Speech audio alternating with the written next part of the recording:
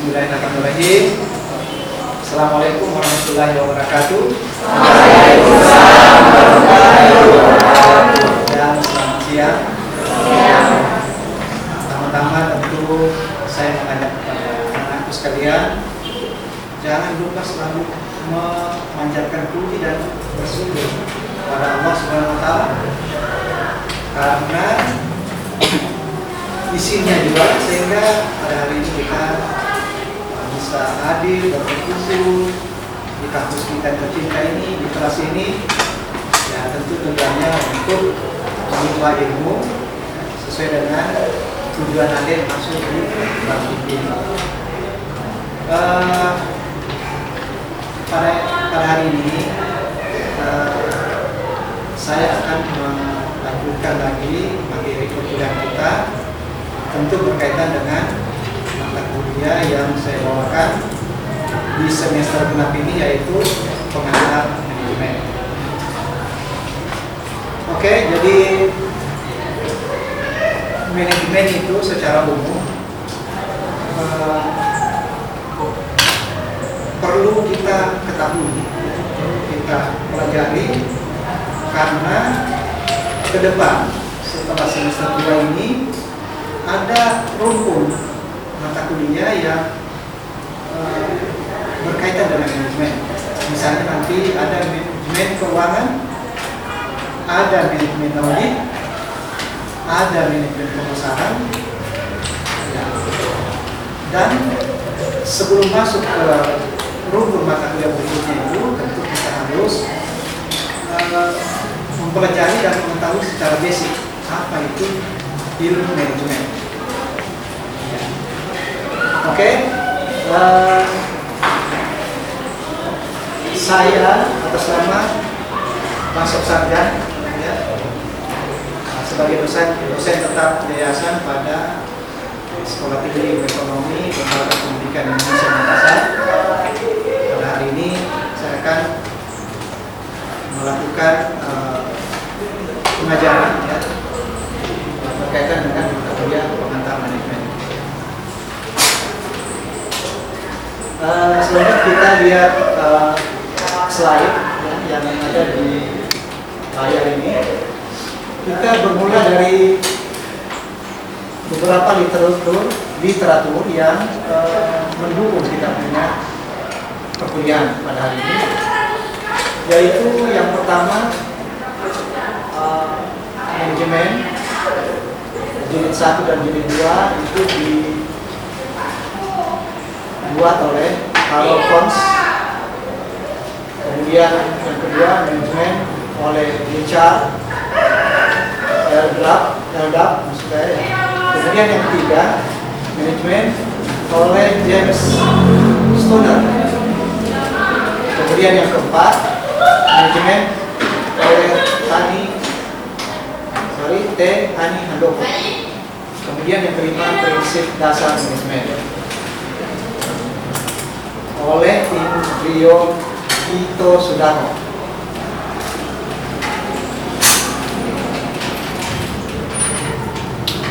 Ya, materi yang kita akan pelajari bersama nanti sampai akhir perkuliahan itu kira-kira kurang lebih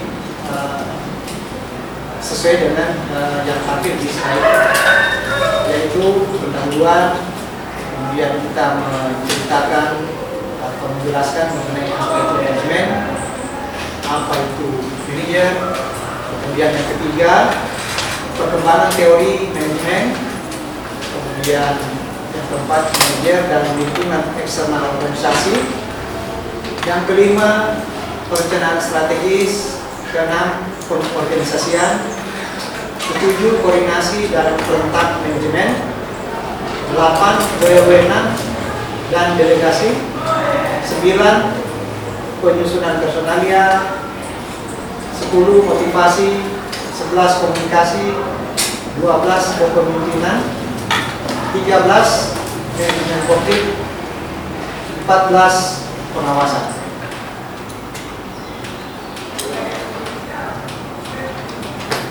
Oke, kita mulai dari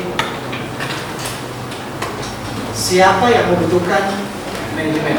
Nah, ini sebelum kita membahas lebih jauh, kita munculkan pertanyaan dulu. Siapa yang membutuhkan manajemen? Ya, kalau kita lihat di kenyataan di dewasa ini itu minimal ada 3 yang membutuhkan manajemen.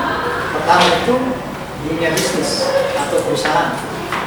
Kemudian semua tipe organisasi. Selanjutnya semua tipe kegiatan.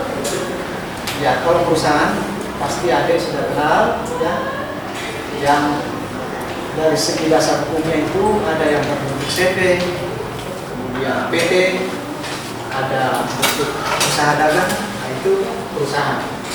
Tentu di dalam dibutuhkan kegiatan manajemen.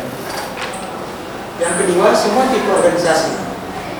Nah, maksudnya di sini ya organisasi bisa swasta maupun pemerintah. Kemudian berdasarkan tipe kegiatannya, ya, mungkin organisasi kemasyarakatan, organisasi hobi, semua butuh kegiatan manajemen di dalam. Kemudian pertanyaan berikutnya, mengapa manajemen dibutuhkan? Ya, tentu untuk mencapai tujuan organisasi. Nah, ini tujuan organisasi itu bermacam-macam. Kalau perusahaan, ya tentu dia berorientasi profit, ya, berorientasi pada keuntungan. Kemudian kesejahteraan anggota. Ya. Kemudian untuk menjaga keseimbangan di antara tujuan-tujuan yang saling bertentangan. Ya, ini biasa ada terjadi dalam organisasi itu, ada saja kasus-kasus yang bisa kita terjadi konflik misalnya. Ya, konflik itu bisa diartikan tidak sependapat misalnya. Ya, itulah pentingnya kita mengelola organisasi itu dengan menerapkan fungsi-fungsi manajemen. Kemudian, ya, untuk mencapai efisiensi dan efektivitas, ya, semua perusahaan itu pasti dalam mengoperasikan kegiatan usahanya selalu menerapkan itu prinsip efisiensi dan efektivitas. Ya, artinya kalau efisiensi itu ya bagaimana menekan biaya sekecil-kecilnya untuk menghasilkan produk atau keuntungan semaksimal mungkin.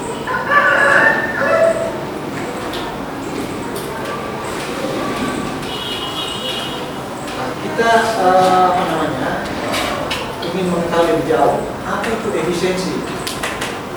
Efisiensi adalah kemampuan untuk menyelesaikan suatu pekerjaan dengan benar. Kemudian yang kedua, derajat atau tingkat pengorbanan dari suatu kegiatan dilakukan untuk mencapai tujuan. Kalau dilihat dari konsep matematika, yaitu rasio antara output atau keluaran dan input atau masukan. Dari segi output itu kita bisa melihat hasilnya, kemudian sejauh mana tingkat produktivitas kita atau tingkat produktivitas perusahaan itu, kemudian performance, tapi performance atau kinerja perusahaannya itu didapatkan melalui input yang tersedia, misalnya tenaga kerja yang kita miliki, kemudian bahan baku yang tersedia, ya tentu sumber dana juga sangat dibutuhkan untuk menghasilkan output ini. Ya. Nah, kemudian berkaitan dengan tenaga kerja itu, ya tentu SDM, manusia yang bekerja di dalam instansi atau dalam organisasi itu, ya bahan baku. Misalnya kalau perusahaan bergerak di bidang industri atau pengolahan bahan baku menjadi barang jadi, ya tentu dibutuhkan bahan baku supaya bisa berkesinambungan kita punya hasil produksi. Kemudian itu tidak cukup, tentu harus didukung lagi oleh adanya sumber dana. Dan sumber dana ini bisa kita dapatkan bisa melalui pribadi, ya, dari kantong pribadi, bisa juga dari mitra kita, teman bekerja sama, atau bisa kita dapatkan melalui lembaga-lembaga keuangan. Ya, misalnya dunia perbankan. Ya, tentu kita meminjam di bank untuk mendapatkan dana. Kemudian input yang lain yang perlu kita miliki, utamanya yang bergerak di bidang produksi. Ya, tentu mesin. Ya, dan ada waktu dalam bekerja. Ada waktu yang cukup untuk memproduksi. Ya, misalnya kalau kita ambil perumpamaan perusahaan di bidang garment atau konveksi, ya, nah itu kan kerjanya apa? Urusan jahitan, ya, membuat misalnya menghasilkan pakaian, bisa baju, bisa celana. Nah itu tentu mesin yang dibutuhkan, ya, mesin jahit. Kemudian bahan-bahan baku yang dibutuhkan tentu mungkin benang, kain, kemudian bahan-bahan pendukung lainnya. Itu bisa dikelompokkan dalam input. Seorang manajer yang efisien dalam bekerja, yaitu manajer yang bisa mencapai output lebih tinggi dari input yang digunakan. Ya, jadi efisiensi. Bagaimana kita mencapai output yang lebih tinggi, tapi kita menggunakan input yang digunakan itu bisa kita tekan. Kemudian manajer yang dapat meminimumkan biaya penggunaan sumber daya untuk mencapai output yang telah ditentukan. Kemudian seorang manajer yang efisien, yaitu manajer yang bisa memaksimumkan output dengan jumlah input yang terbatas.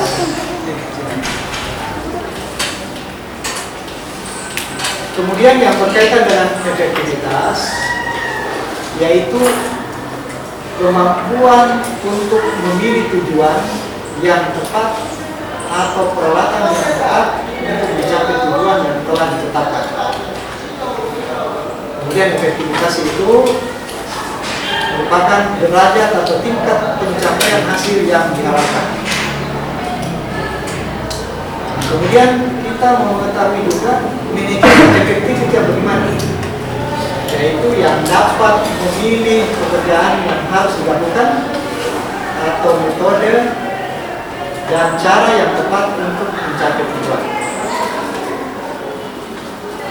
Kita kutip menurut Peter Drucker mengatakan bahwa efektivitas adalah melakukan pekerjaan yang benar atau distilahkan doing the right things. Kemudian efisiensi adalah melakukan pekerjaan dengan benar. Ya, kita bisa melihat perbedaannya. Kalau efektivitas melakukan pekerjaan yang benar, tapi efisiensi melakukan pekerjaan dengan benar. Nah, tentu ada beda ya. Nah, jadi di sini pekerjaan yang benar dengan pekerjaan yang benar. Ya, itu ya. Jadi efisiensi adalah melakukan pekerjaan dengan benar, atau istilahkan doing things right. Oke. Ini perbandingan lagi istilah efektif dan efisien. Efektif membuat keputusan yang tepat dan melaksanakan dengan berhasil. Kemudian efisiensi menggunakan berbagai sumber daya secara tepat dengan cara yang hemat biaya. Nah, jadi kalau efisiensi ini intinya itu ada penghematan, harus kita hemat. Makanya kan kita biasa dalam keseharian biasa bilang harus kita efisien. Berarti kita disuruh efisien. Kalau misalnya kebutuhan yang tidak perlu ditunda saja, kita utamakan kebutuhan yang pokok yang lain.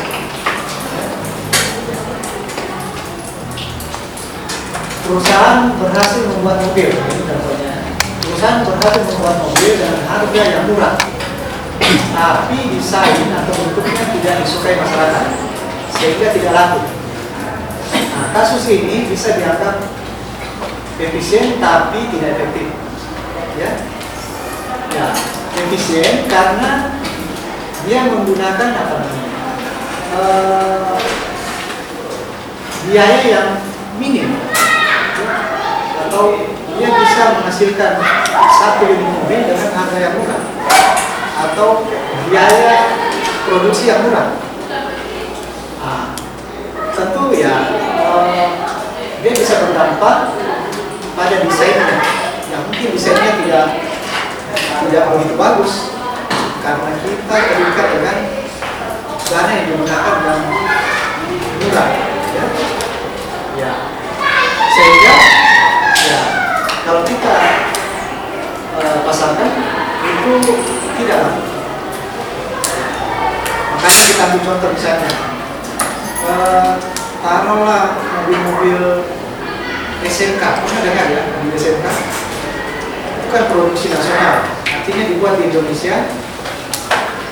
Memang dijual di bawah 100-an, tapi banyak diproduksi, tidak laku-laku. Ya, ada laku tapi sedikit. Akhirnya tinggal saja di gudang menjadi barang yang tidak laku. Ya karena dana yang digunakan memang murah, tapi terbatas dari segi penampilan, dari segi desain mobil tersebut. Ya beda dengan mobil-mobil Jepang itu, ya memang bagus modelnya, ya, tapi memang biaya yang tinggi. Efektif, efisien berarti tepat sasaran dan memang biaya. Jadi bagaimana caranya kita menerapkan itu istilah efektif dan efisien dalam organisasi kita? Ya, memanfaatkan dana yang ada, tapi bisa menghasilkan output yang maksimal. Nah, memang seorang pemimpin harus berpikir atau mampu menyelesaikan masalah ini, ya. Efektif dan efisien.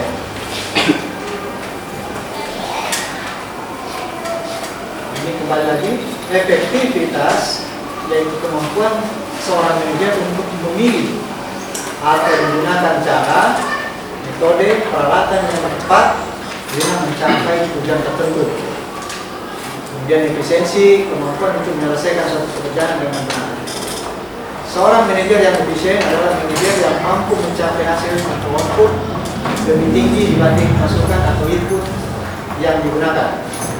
Dengan sumber daya input sekecil-kecilnya bisa memperoleh hasil atau output tertentu, atau dengan sumber daya tertentu memberikan hasil sebesar-besarnya. Ya saya kira ini dua istilah ini sudah bisa dipahami itu, ya. Jadi di organisasi apa saja? Bukan cuma di perusahaan industri, dagang, jasa, harus kita menerapkan ini dua istilah. Ya, karena namanya perusahaan itu pasti orientasinya mencapai keuntungan yang semaksimalnya. Ya, itu baru kita bisa dapatkan keuntungan yang maksimal kalau kita bisa menerapkan ini dua istilah. Ya, ada penghematan dan tepat guna. Ya.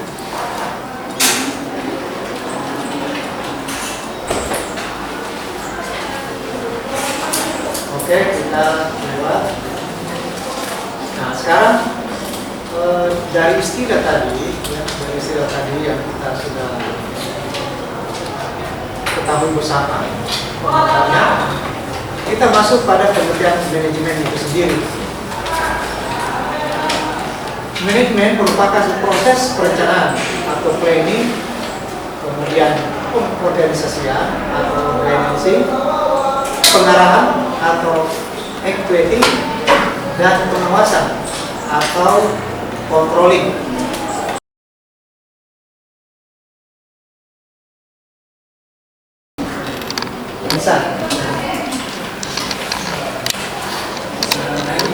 Assalamualaikum warahmatullahi wabarakatuh.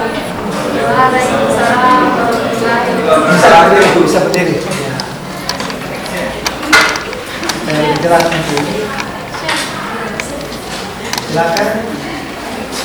Assalamualaikum warahmatullahi wabarakatuh. Waalaikumsalam warahmatullahi wabarakatuh. Saya memiliki satu pertanyaan atas materi yang Bapak sampaikan.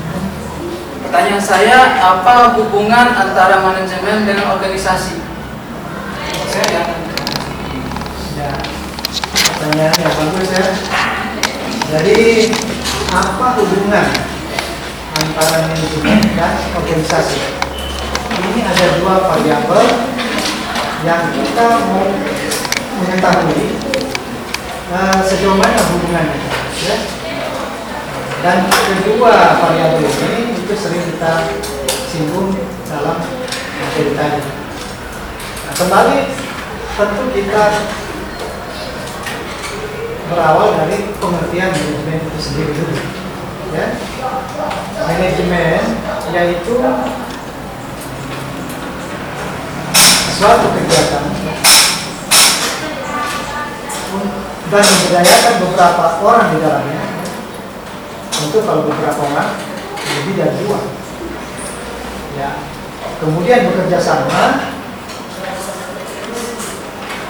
untuk mencapai tujuan, ya, baik tujuan organisasi maupun tujuan secara individu, semua yang terlibat di dalam satu organisasi, ya.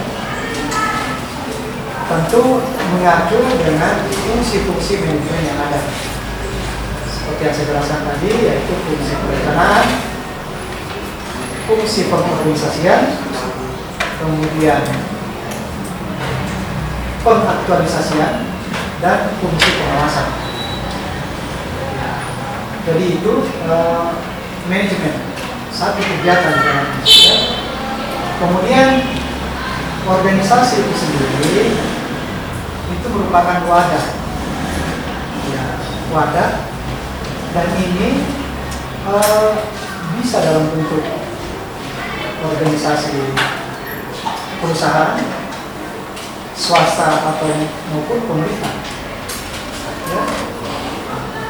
Jadi kalau perusahaan itu seperti yang saya bilang tadi bisa dalam bentuk pada hukum perseroan terbatas atau PT, bisa dalam bentuk CP, usaha dagang, NP, firma, atau koperasi, ya, atau organisasi pemerintah lainnya, misalnya dinas kesehatan, dinas pertanahan, kemudian pendidikan, dinas pendidikan, dinas tenaga kerja, ya, itu termasuk organisasi, ya. Dan organisasi itu merupakan wadah dalam mencapai tujuan. Jadi harus ada wadahnya, kemudian ada kegiatan manajemen di dalamnya dengan mengacu dari fungsi-fungsi manajemen tersebut. Ya, saya kira itu hubungannya, ya. Oke. Kemudian yang lain ada? Boleh, silakan. Assalamualaikum warahmatullahi wabarakatuh. Pertanyaan saya adalah unsur-unsur apa saja yang terdapat di dalam manajemen? Unsur-unsur apa saja yang terdapat dalam manajemen? Oke. Ya, unsur-unsur apa saja yang ada dalam manajemen? Selain tadi fungsi-fungsi manajemen yang perlu kita ketahui, tentu ada kata yang harus ada dalam manajemen untuk melengkapi kegiatan manajemen itu sendiri. Ya, biasa kita kenal ada istilah 5M, 5M, ya. Ini sebenarnya termasuk resource atau sumber daya yang harus ada dalam perusahaan itu.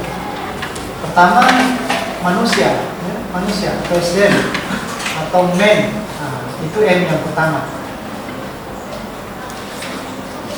tentu dalam organisasi ini yang kita maksud kumpulan orang-orang di dalam. Nah, kita batasi harus ada unsur manusia atau men. Ya, jadi kita batasi organisasi yang mengelola manusia di dalamnya. Ya, ada men, manusia. Kemudian yang kedua ada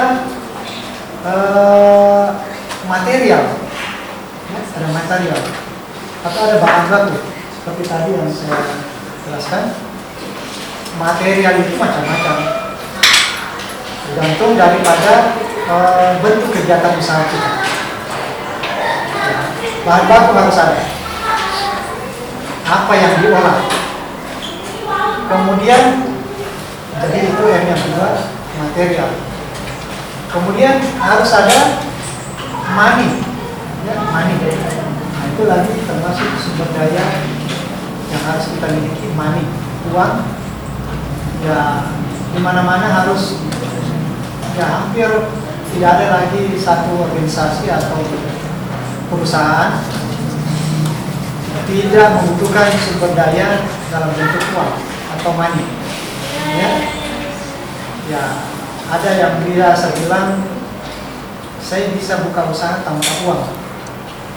Ya, mungkin bisa, tapi jauh lebih lebih cepat berkembang itu kalau ada sumber daya financial atau keuangan. Yang sumber dana itu atau uang tersebut itu bisa kita dapatkan melalui kantong sendiri, ya, kantong sendiri. Mungkin kita punya persediaan uang. Kemudian kalau kita bermitra menggabungkan beberapa teman untuk membentuk atau mendirikan satu perusahaan, ya kita bisa patungan menggabungkan kita punya uang pribadi. Nah, itu juga menjadi sumber keuangan secara internal. Kemudian kalau itu tidak cukup, bisa kita dapatkan melalui sumber daya keuangan dari luar. Ya, melalui lembaga keuangan, melalui bank-bank. Ya, tentu kalau kita melalui bank, itu kita sudah meminjam. Tentu ada hak dan kewajiban di situ. Ya, haknya kita setelah sudah memenuhi persyaratan, bisa kita dapatkan dana pinjaman itu. Tapi jangan lupa kita punya kewajiban. Kewajibannya apa? Membayar dia punya angsuran beserta bunga. Ya. Kemudian unsur yang lain, apalagi yang tahu? Atau apalagi unsur yang lain? Ya, market. Nah, market.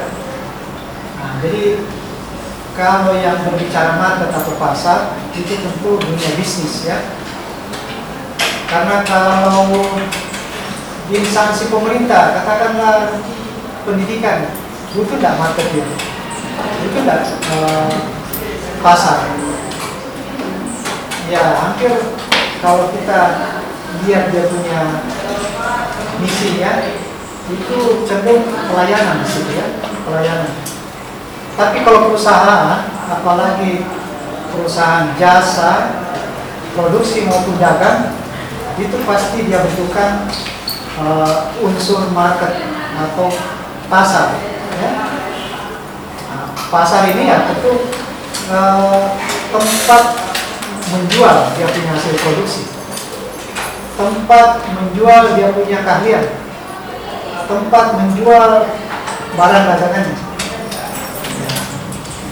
Dan pasar itu bisa pasar lokal, mungkin di sekitar perusahaan kita, bisa lebih luas domestik, lebih luas lagi pasar nasional, jadi seluruh Indonesia.